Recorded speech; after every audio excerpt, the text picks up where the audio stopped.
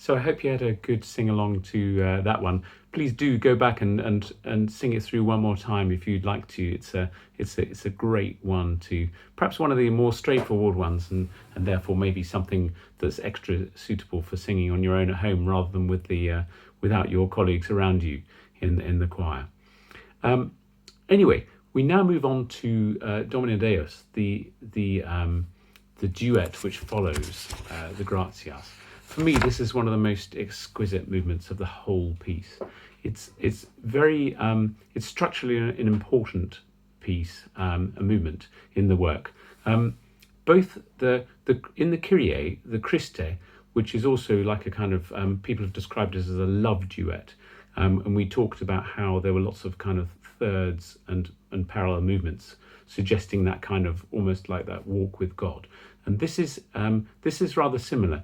And in the we talked also about how both the Kyrie and the Gloria have a kind of palindromic structure, and this is the central movement of the palindrome. And again, it's very much a kind of walking. It talks about. It's interesting how he sets the text at the same time. The two lines, Domine Deus Rex Celestis and Domine Filii Unigenite. He has them. He sets them simultaneously so that the singers are actually singing different text at the same time. And I'm told this is. I'd be interested to hear experts' opinion on this, but I'm told that this is very much a Lutheran idea that Jesus dying on the cross and the Heavenly Father are the kind of same, very much one and the same. So I gather that's a theological thing, but I look forward to being corrected on that one by those who know more about that kind of thing. But definitely it's this feeling of a duet, singing in the soloist singing in thirds a lot. If you look at bar 18 onwards, they're really singing in thirds all the time.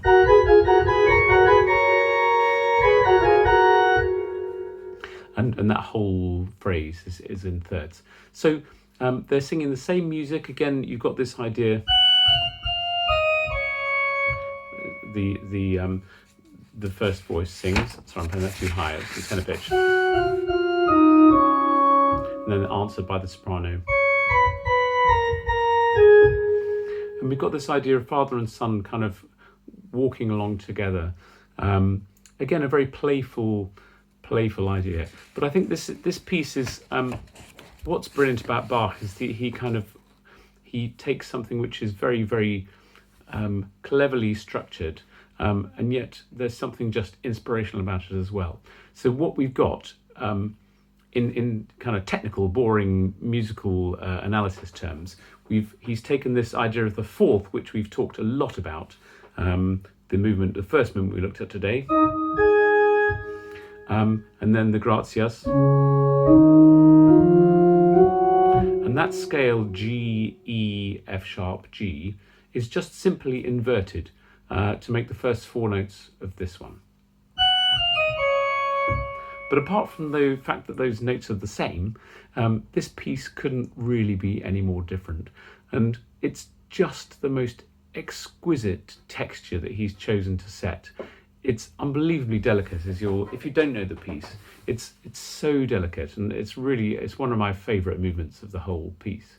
You've got these the flutes, which are Baroque flutes, which are very, very delicate instruments. You have to strain to hear them sometimes. Normally, two play at once, just so it's loud enough to hear. They've got this lovely idea.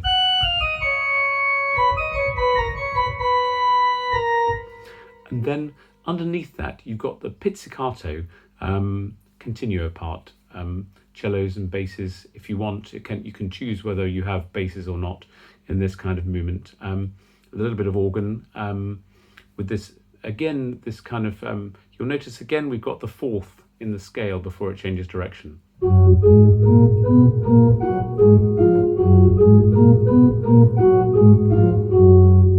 And that kind of phrase happening 3 times. And that's kind of really good fun. And then what's the kind of flute sound is really very kind of cute and intimate. But what really sets it off for me is the way he uses muted strings in bar 2. When the violas and the 2 violin parts come in, they're playing with mutes, and it's just an incredible effect. Again, just unbelievably delicate and intimate. So we have a lot of this kind of walking idea. There's after a little while, the flute starts playing this new arpeggio ideas.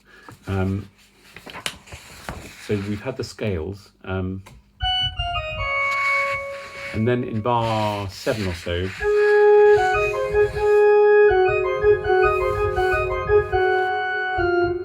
we have these arpeggio ideas. Making arpeggio, for those of you who don't know, is like just a chord which is broken into its constituent notes.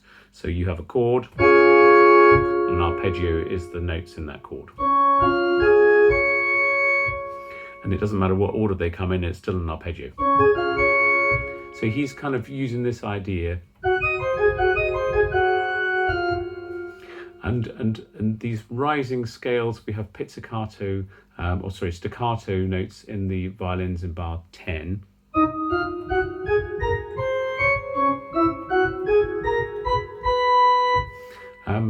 And it's all just very, very delicate and light.